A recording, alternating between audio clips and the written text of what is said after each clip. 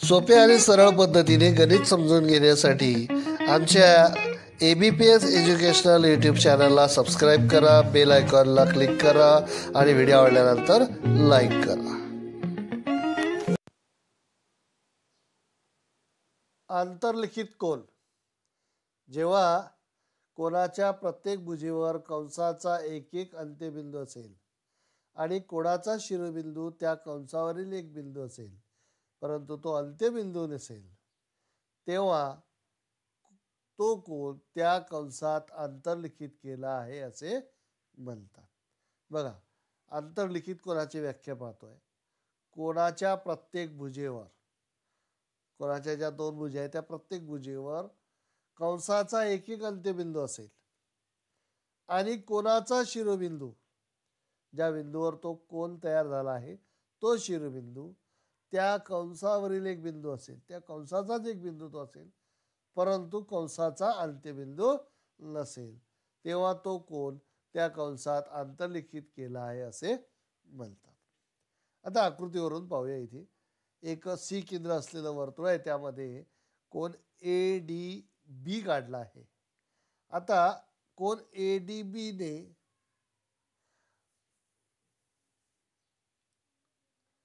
या वर्तुळाचे दोन कंसामध्ये विभाजन केलं आहे, कंस AB आणि कंस ADB. आता कंस ADB चं जर बघितलं तर कंस ADB चे अंत्यबिंदू A आणि B कोनाच्या भुजेवर आहेत, म्हणून कोन ADB हा कंस ADB मध्ये आंतरलिखित केला आहे असे म्हणतात.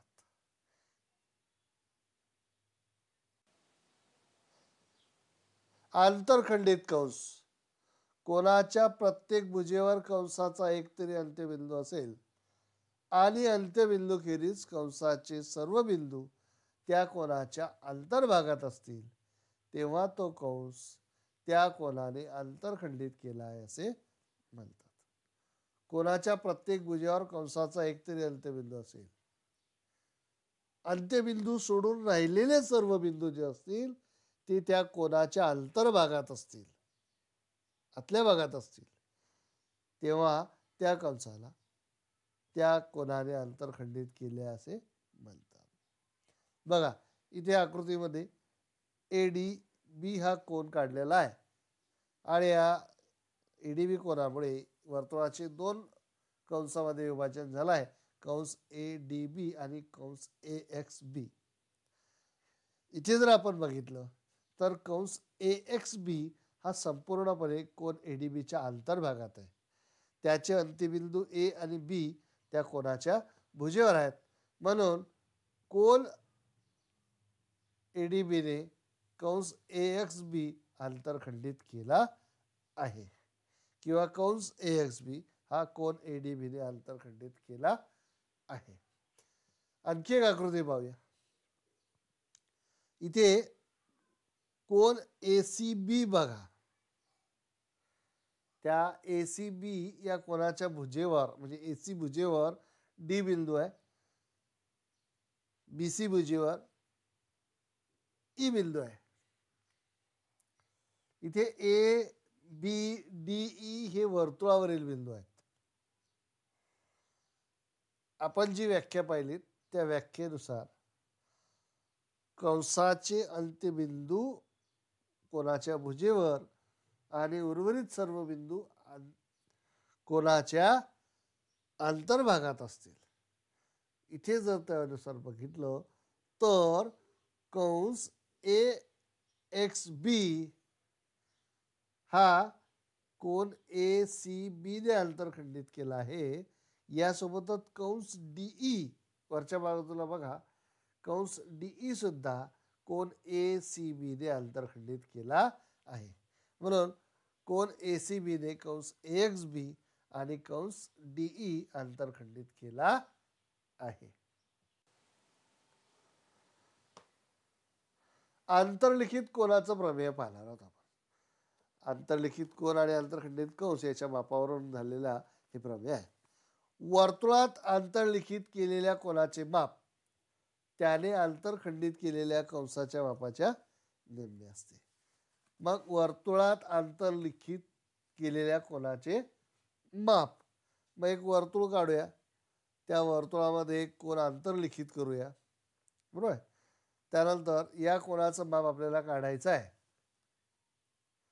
मग ओ केंद्र असलेलं वर्तुळ होतं, त्यामध्ये आपण BAC हा कोन काढलाय आणि BDC या कंसाचं माप, BDC या कंसाचं माप आणि BAC या कोनाचं माप यांचा संबंध आपल्याला दाखवायचा आहे की आंतरलिखित केलेल्या कोनाचं माप म्हणजे BACचं माप आंतरखंडित केलेल्या कंसाच्या म्हणजे BDCच्या निम्मे आहे, बरोबर. मग पक्ष लिहूया की ओ केंद्र असलेल्या वर्तुळामध्ये कोन BAC हा कंस BAC मध्ये आंतरलिखित केला आहे व त्याने कंस BDC हा आंतरखंडित केला आहे. BAC कंसाने हा BDC आंतरखंडित केला आहे. साध्य काय करायचं आहे तर मापकोन BAC बरोबर 1/2 मापकंस BDC. मग आता आपल्याला साध्यापर्यंत जायचं आहे, त्यासाठी आपल्याला रचना करावं लागेल. काय रचना करायची आहे तर किरण OA काढूया आपण. आता हा किरण OA काढला, तो या वर्तुळाला E बिंदूमध्ये छेदतो. त्रिज्या OC काढली आपण. आता हे काढण्याचं प्रयोजन असं आहे की आपल्याला त्रिकोणाच्या काही गुणधर्मांचा वापर करून इथे आपल्या साध्यापर्यंत पोहोचायचं आहे. मग केलेली रचना लिहून घेऊया. किरण OA काढला व तो वर्तुळाला E बिंदूमध्ये छेदतो, त्रिज्या OC काढली. आता आपण सिद्धतेकडे वळणार आहोत. त्रिकोण AOC मध्ये एक त्रिकोण तयार झालाय बघा. त्रिकोण AOC पाहूया आपण. यामध्ये बाजू OA आणि बाजू OC, OA आणि OC ह्या बाजू एकरूप आहेत, कारण आहे एकाच वर्तुळाच्या त्रिज्या. मग ह्या बाजू एकरूप आहे म्हणून कोन OAC जो एच्या जवळ झालेला आणि कोन OCA हे समद्विभुज त्रिकोणाच्या प्रमेयानुसार हे दोन कोन एकरूप आहेत. कोन OAC एकरूप कोन OCA आपण पाहिलं. मग कोन OAC बरोबर कोन OCA बरोबर x अंश असं आपण मानूया. दोन्ही कोनांचे माप x अंश घेऊया. याला विधान क्रमांक 1 देऊया. बघा OAC या कोनाचा माप x अंश. बघा आपण आकृतीमध्ये तिथे लिहूया. त्यानंतर कोन OCA चं माप सुद्धा x अंश लिहिलं. मग आता आपण कोन EOC या कोनाचं माप काढणार आहोत. कोन EOC हा बाह्य कोन आहे म्हणून या कोन OAC अधिक कोन OCA यांच्या बेरजे एवढं त्याचं माप असेल त्रिकोणाच्या बाह्य कोनाच्या प्रमेयानुसार. मग कोन EOC चं माप काढू. कोन EOC बरोबर x अंश अधिक x अंश बरोबर 2x अंश. आता EOC हा केंद्रीय कोन आहे. या केंद्रीय कोनाचं माप आणि त्याच्या संगत कंसाचं जो माप असेल लघु कंस त्याचं माप सारखं असतं. या गुणधर्मानुसार मापकंस EC बरोबर काय येईल, मापकंस EC बरोबर 2x अंश, बरोबर आहे. याला विधान क्रमांक आपण 2 म्हणूया. मग विधान क्रमांक 1 आणि विधान क्रमांक 2 या दोघांचा विचार जर केला तर कोन OAC वरचा जो कोपऱ्यातला कोन आहे तो कोन OAC बरोबर EAC. आता OAC च्या जागी त्या O च्या ऐवजी त्याला E म्हटलाय म्हणजे ती रेषा पूर्ण वाढवून घेतली. OAC म्हणजेच EAC कोन आहे आणि याचं माप जे आहे ते किती आहे तर EC या कंसाच्या निम्मे आहे. म्हणजे कारण EAC कोनाचं माप x अंश आहे आणि कंस ECचं माप 2x अंश आहे. म्हणजेच EAC कोन हा माप कंस ECच्या निम्मा आहे. विधान क्रमांक आपण 3 म्हणूया. आता ज्याप्रमाणे आपण EAC या कोनाचं माप काढलं, त्याचप्रमाणे EC कंसासारखाच आपण जर त्रिज्या OB काढली, बघा आता आपण काढली प्रत्यक्ष, आणि मग इथे BOE किंवा EOB हा कोन काढला, तर EAB या कोनाचं माप BE या कंसाच्या निम्म हे सिद्ध करताय, बरोबर आहे. मग EAB या कोनाचं माप हे BEच्या अर्ध आहे. याला आपण विधान क्रमांक 4 म्हणूया. आता बघा दोन कोन आहेत, विधान क्रमांक 3 आणि 4 वरून आपण विचार, EAC आणि EAB या दोन कोनाच्या मापाची बेरीज करूया, बरोबर. विधान क्रमांक 3 आणि 4 ची बेरीज करूया. बघा EAC अधिक EAB बरोबर 1/2 माप कंस EC अधिक 1/2 माप कंस B. आता दोन्ही कंसाकडे बघा, दोघांना आपण 1/2 साधारण काढला आणि काही माप कंस EC आणि BE म्हणजेच मोठा जो कंस येईल तो येईल BEC, बरोबर. त्यानंतर कोण EAC आणि EAB चा कोण BAC होईल, बरोबर. मग कोण BAC बरोबर 1/2 माप कंस BEC, बरोबर. दोन्ही B आणि EC ची बेरीज केली तर तो येईल माप कोण BAC बरोबर 1/2 माप कंस BEC. मग ज्याप्रमाणे आपण BAC या कोनाचं म्हणजे आंतरलिखित कोनाचं माप BEC या कंसाच्या म्हणजे आंतरखंडित कंसाच्या निम्मे आहे हे सिद्ध केलं आहे, बरोबर. कोण BAC बरोबर 1/2 माप कोण BDC. BEC कंसाला आपण कंस BDC सुद्धा मानू शकतो.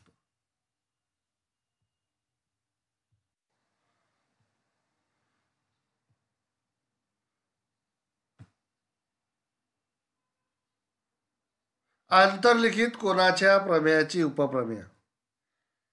एक उपप्रमेय पाहणार, एकाच कंसात आंतरलिखित झालेले सर्व कोन एकरूप असतात. एकाच कंसात आंतरलिखित झालेले सर्व कोन एकरूप असतात. बघा एक आकृती काढूया आपण, त्यावरून C केंद्र असलेलं वर्तुळ आहे आणि त्यामध्ये आपण एक कोन काढलाय ज्याला आपण PQR असं म्हणूया. PQR हा C केंद्र असलेल्या वर्तुळातला आंतरलिखित कोन आहे. आणखी एक कोन काढूया ज्याचा नाव आहे PSR. या दोन्ही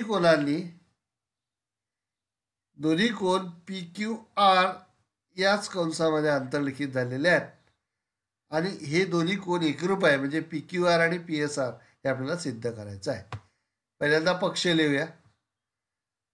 C केंद्र असलेल्या वर्तुळामध्ये कोन PQR व कोन PSR हे कंस PQR मध्ये आंतरलिखित आहेत व त्यांनी कंस PTR हा आंतरखंडित केला आहे. दोन्ही कंसांनी PTR हा कंस आंतरखंडित केला आहे, कारण PTR कंस PQR आणि PSR या दोन्ही कोनांच्या अंतर्भागात आहे, बरोबर. त्यांचे अंत्यबिंदू सुद्धा कोनाच्या भुजेवर आहेत.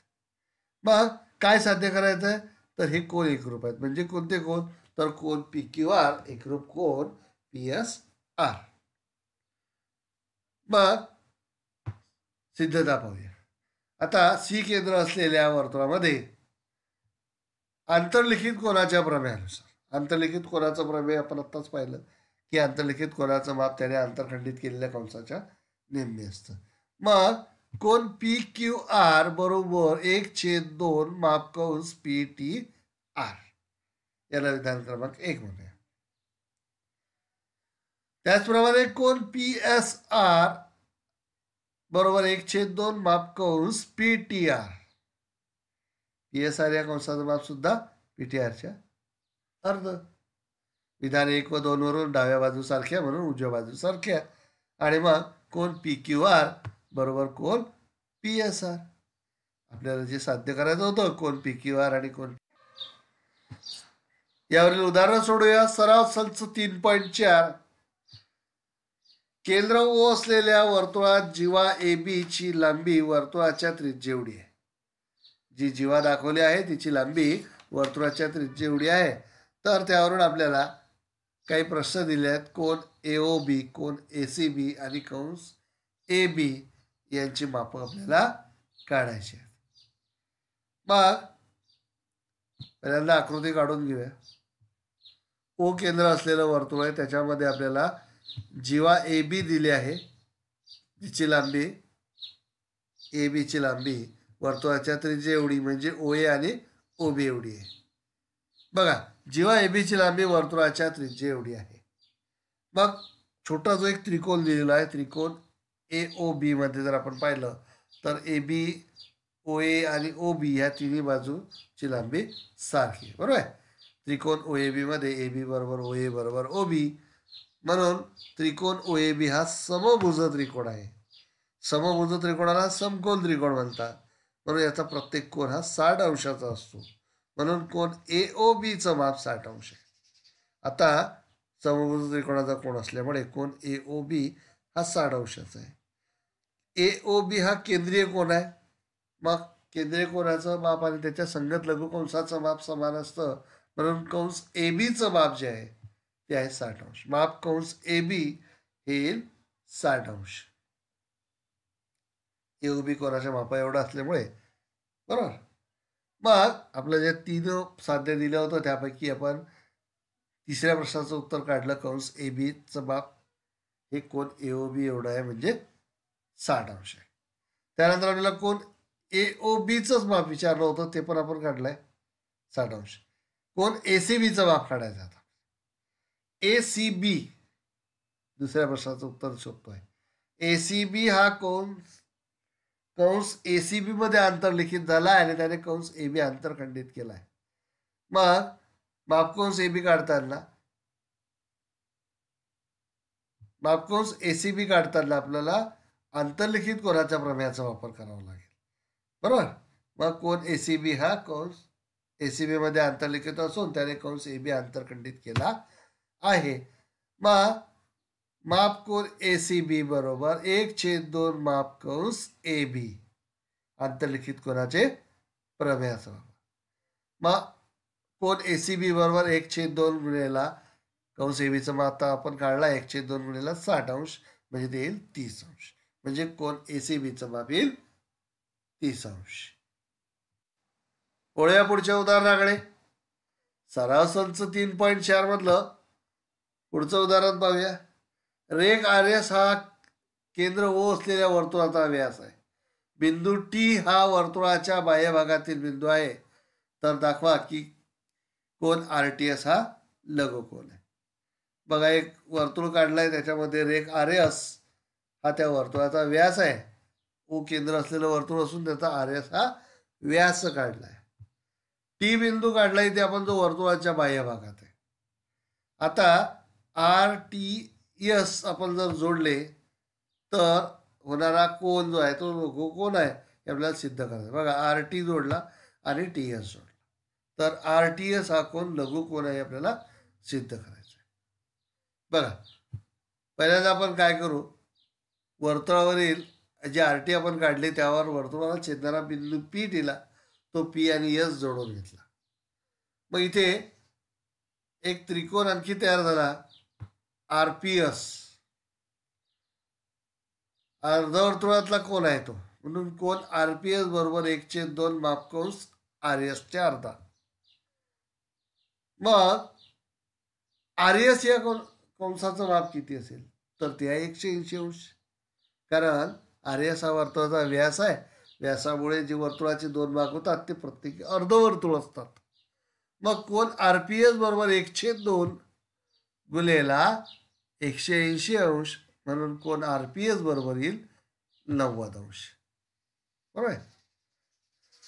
आता RPS हा 90 अंशाचा आला. आता SPT या त्रिकोणाचा जर विचार केला तर SPT या त्रिकोणाचा हा RPS हा बाह्य कोन आहे. म्हणून PTS आणि PS टी या दोन कोनाच्या मापाची बेरीज बरोबर RPS या कोनाचं माप येईल. कारण आताच आपण पाहिलं बाह्य कोनाच्या गुणधर्मानुसार. मग RPSचं माप 90° आहे आणि या दोन कोनाच्या मापाची बेरीज 90° येते. म्हणजे PTS पेक्षा RPS निश्चितच मोठा आहे, कारण दोन कोनाच्या बेरीज एवढा येतो. मग RPS म्हणजे 90°, म्हणून PTS पेक्षा RTS मोठा आहे. त्या RTSला आपण PTSला RTS असं म्हटलं, कारण P आणि R एकाच रेषेवरचे बिंदू आहे. मग RTS हा 90° पेक्षा लहान आहे, बरोबर. मग 90° पेक्षा लहान आहे म्हणजेच तो काय झाला, लघुकोन. मग आपल्याला जे सिद्ध करायचं आहे, कोन RTS हा लघुकोन आहे. म्हणून कोन RTS हा 90° पेक्षा लहान आहे, म्हणून तो लघुकोन आहे.